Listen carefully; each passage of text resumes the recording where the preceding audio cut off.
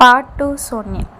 ఈరోజు ఇందాకలా సగం దాకా చెప్పాము. మనం అదే డ్రైనేజ్లో వేసుకొని నువ్వు తింటావా అని అనేసి మనం అక్కడ దాకా ఆపేసాం మన వీడియోలో.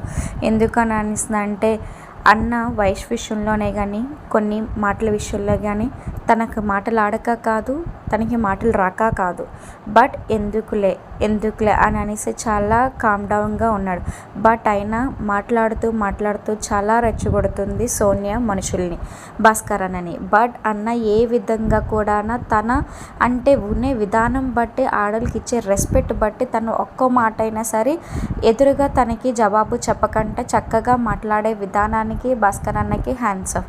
అండ్ ఇంకొకటి ఏంటి, ఆమె మెచ్యూరిటీ లెవెల్స్ దగ్గర కూడా తను సరిపోతుందో లేదో తెలియదు కానీ బేబక్క వయసు విషయంలోకి వస్తే సోనియా కంటే పెద్దదా కాదా? పెద్దదే కదా. బట్ మార్నింగ్ ఫుడ్ విషయంలో కూడా సోనియాకతోనే అదే ఘర్షణ.